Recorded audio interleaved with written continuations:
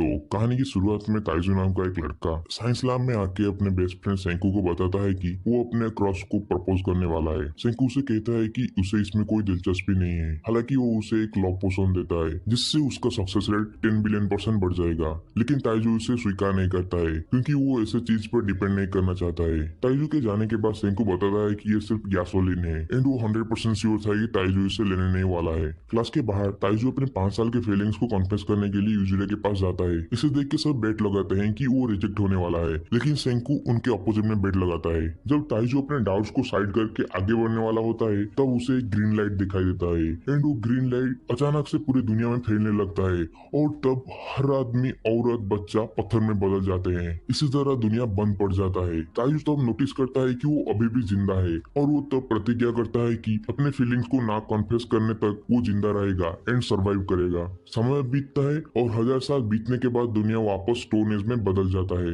एक दिन अचानक ताइजू पत्थर से बाहर निकलता है और जब वो गुफा से बाहर आता है तो वो देखता है कि सब कुछ बदल गया है। वो नदी को फॉलो करते हुए यूजिरिया को ढूंढने निकलता है। तब वो यूजिरिया के साथ बिताए हुए अच्छे टाइम्स को याद करता है एंड थोड़ी दूरी के बाद उसे स्कूल ट्री के पास यूजिरिया मिलती है। यूजिरिया को सही सलामत देख के ताइजू खुश हो जाता है और बताता है कि वो इतने साल से उसके लिए वेट कर रहा था एंड जैसे ही वो उसके करीब जाता है तो उसे पेड़ में कुछ लिखा हुआ दिखाई देता है। ताइजू उस मैसेज को फॉलो करता है और उसे सेंकू उसका इंतजार करते हुए मिलता है। सेंकू ताइजू को बताता है कि आज का डेट 5 अक्टूबर 5038 है और 5700 साल बीत चुके हैं। सेंकू एक्सप्लेन करता है कि वो स्टोन में बदलने के बाद से हर एक सेकंड को गिन रहा था, जिसे सुन के ताइजू चौंक जाता है। उसके बाद सेंकू उसे अपने बेस पे ले जाता है जहाँ पे वो 6 महीने से काम कर रहा है। सेंकू बताता है कि वो ह्यूमन सिविलाइजेशन को रिबिल्ड करने वाला है जिसके लिए उसे एक स्ट्रॉन्ग आर्मी की जरूरत है एंड वो 10 बिलियन% श्योर था कि ताइजू जिंदा होने वाला है। ताइजू सेंकू के बात पे मिलकर काम करने के लिए राजी होता है और वे दोनों प्रॉमिस करते हैं कि सेंकू के साइंस एंड ताइजू के स्ट्रेंथ की हेल्प से इस स्टोन वॉल को फिर से पहले जैसा बनाएंगे। अगले सुबह ताइजू फ्रूट्स लाने के लिए जाता है और तब उसे एक आदमी का स्टोन दिखाई देता है जिसे वो पहले टीवी पे देखा था। ताइजू तब गुफा में एक पॉट को रखा देख के सोचता है कि उनके अलावा और भी लोग जिंदा है, लेकिन सेंकू तब आके बताता है कि उसने ये रखा है और वो उसे एक्सप्लेन करता है कि जिस कारण से वो सबसे पहले उठे उसका गुफा से कुछ लेना देना है। सेंकू बताता है कि गुफा से टपकने वाला लिक्विड नाइट्रिक एसिड है जो उनके पत्थर से निकलने के लिए जिम्मेदार हो सकता है। सेंकू उस मैजिक फ्लूइड को एक पत्थर के पक्षी पे गिराता है लेकिन कुछ नहीं होता है। सेंकू ने पहले से ही लिक्विड से एक्सपेरिमेंट करना शुरू कर दिया है लेकिन सफल नहीं हो पाया है। सेंकू तब बताता है कि अगर अल्कोहल मिल जाए तो उसे नाइट्रिक एसिड से मिला के कंपाउंड बनाया जा सकता है जो उन्हें इसमें मदद कर सकता है। ताइजू तब उसे अंगूर दिखाता है जिससे वे अल्कोहल बना सकते हैं। उसके बाद से वे अल्कोहल बनाने का प्रोसेस चालू करते हैं। 3 हफ्ते बाद उन्हें अल्कोहल मिलता है लेकिन इसका टेस्ट 10 बिलियन टाइम्स खराब है, इसलिए उन्हें अल्कोहल को डिस्टिल करना पड़ेगा। वे मिट्टी के बर्तन से अल्कोहल हीट करते हैं लेकिन ये इतना आसान नहीं है, इसीलिए वे इस प्रोसेस को स्लोली आगे बढ़ाने का डिसाइड करते हैं। पूरे 1 साल बाद वे एक मिक्सर बनाने में सफल होते हैं जिसको डालने के बाद पक्षी पहले जैसा नॉर्मल हो जाता है और वे फाइनली इस एक्सपेरिमेंट में कामयाब होते हैं। ताइजू यूजिरिया को पहले रिवाइव करने का डिसाइड करता है। उसके बाद वे दोनों यूजिरिया के पास पहुंचते हैं और सेंकू तब बताता है कि उसने एक टूटे हुए स्टोन को जोड़कर एक्सपेरिमेंट किया था लेकिन रिजल्ट्स अच्छा नहीं निकला है, इसलिए टूटे हुए स्टोन को रिवाइव करना नामुमकिन है। ताइजू यूजिरिया को रिवाइव करने जाता है लेकिन वो रियलाइज करता है कि वो बिना कपड़े की रिवाइव होगी, इसलिए वो उसकी स्टोन को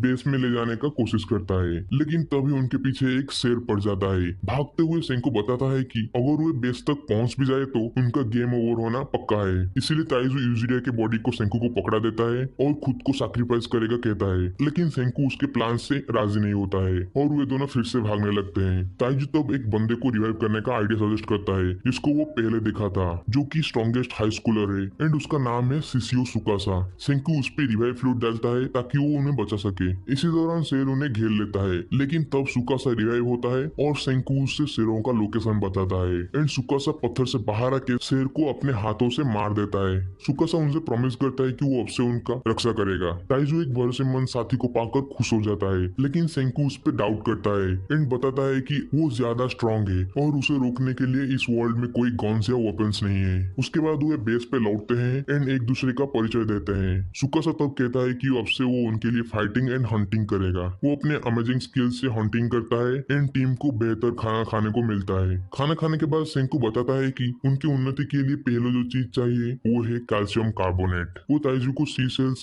इकट्ठा करने के लिए कहता है जिसको क्रश करने के बाद उन्हें कैल्शियम कार्बोनेट मिलता है, जिससे वे 4 इंपॉर्टेंट चीज कर पाएंगे। पहला है फार्मिंग, दूसरा इससे हीट करके सीमेंट की तरह यूज करना, तीसरा है हाइजीन के लिए इससे साबुन बनाना। सुकासा ये सब देख के सेंकू को बताता है कि वो ऐसे सिचुएशन में भी शांत रहता है, जिसके लिए वो उसका रेस्पेक्ट करता है। तब सेंकू कहता है कि पहले स्टोन एज में अगर कोई आदमी दूसरे का प्रशंसा करता था तो उसके इरादे ठीक नहीं हुआ करते थे, लेकिन सुकासा बताता है कि वो जेन्युइनली उसका रेस्पेक्ट करता है। अगले सुबह सुकासा सेंकू को एक बचपन की कहानी सुनाता है कि वो अपनी बीमार बहन के लिए एक नेकलेस बनाने के लिए सी सेल्स इकट्ठा कर रहा था, लेकिन तब दारू पी के उस सी एरिया का मालिक आके उसे बुरी तरह पिटा, ये बोल के कि वो सी सेल्स चोरी कर रहा है। कहानी के बाद सुकासा एक स्टोन का सिर उड़ा देता है। सेंकू तब कहता है कि उसने अभी एक मर्डर किया है। सुकासा तब कहता है कि वो जानता है वो क्या कर रहा है, और वो उन करप्ट लोगों को रिवाइव ना करने के लिए कहता है, क्योंकि वो इस स्वर्ग जैसे प्लेस को फिर से कलंकित कर देंगे। सेंकू उसे ये कह के रोकता है कि वो साइंस के असम पावर को यूज करके दुनिया के हर एक व्यक्ति को रिवाइव करने जा रहा है। सेंकू रियलाइज करता है कि सुकासा बहुत बड़ा प्रॉब्लम बनने वाला है, इसलिए वो मिरेकल फील्ड को छिपा के उसे कंट्रोल करने का प्लान करता है। लेकिन ताइजू तब ये कहते हुए भाग के आता है कि उसे गुफा से बहुत सारे मिरेकल फ्लूइड मिला है, सेंकू के पास और कुछ चारा नहीं है, इसलिए वो सुकासा को ये प्रैक्टिकली दिखाने के लिए ले जाता है।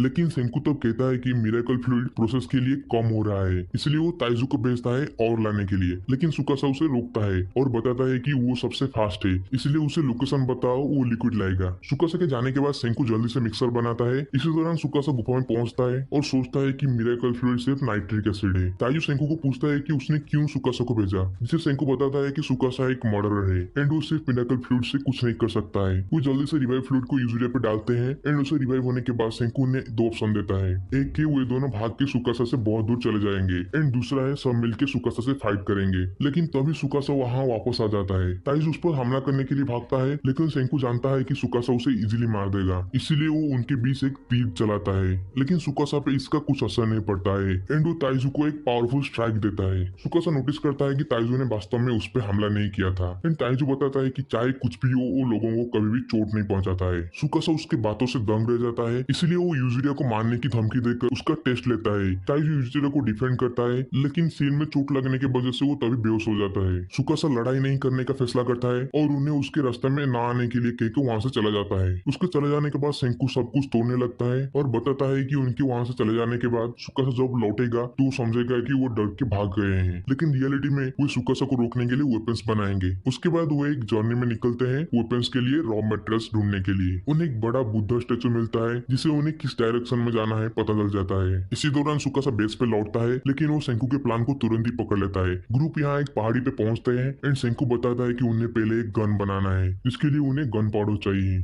सुकासा तब जान लेता है कि सेंकू फायर आर्म्स बनाने वाला है, जिसके लिए वो हाकुने जाएगा एंड वो उनकी ओर बढ़ता है। सेंकू बताता है कि हर एक हॉट स्प्रिंग में सल्फर मिलता है, जिससे गन पाउडर बनाया जाता है। पहाड़ी की चोटी पर ताइजू एंड यूजुरिया गर्म पानी के झरने में आराम करते हैं। वहाँ ताइजू कहता है कि वो सिविलाइजेशन को वापस लाने के बाद जो बात को उससे वो 3000 साल पहले नहीं बता पाया था वो तब बताएगा। अगले सुबह सेंकू sulphur, charcoal and potassium nitrate को पा लिया है, जो गन पाउडर बनाने के लिए चाहिए। वो सामग्री को एक साथ मिलाते हैं एंड फाइनली मिक्सर को पीटना बाकी है, लेकिन ताइजू गलती से वहाँ चिंगारी लगा देता है, जिसकी वजह से वहाँ एक बहुत बड़ा ब्लास्ट होता है। ब्लास्ट के वजह से सब सदमे में है, इसलिए सेंकू बताता है कि वो सुकासा के साथ फाइट नहीं करने वाला है और बताता है कि बारूद की हेल्प से वो उससे नेगोशिएशन करेगा। जो वे आग बुझा रहे होते हैं तो उन्हें एक स्मोक सिग्नल दिखाई देता है, जो कि सुकासा के ऑपोजिट डायरेक्शन में है। सेंकू रियलाइज करता है कि इस पत्थर की दुनिया में उनके अलावा और भी लोग हैं। वे अपना खुद का सिग्नल को भेजने के लिए विस्फोट को बढ़ाने का फैसला करते हैं और ज्यादा आग के लिए ताइजू एंड यूजुरिया लकड़ी ढूंढने के लिए जाते हैं। सुकासा जब उन्हें ढूंढ रहा होता है वो तभी उनके स्मोक को देख लेता है। सुकासा यूजुरिया को पकड़ लेता है और सेंकू को बताता है कि वो उससे वर्ल्ड को पहले जैसा बनाने नहीं देगा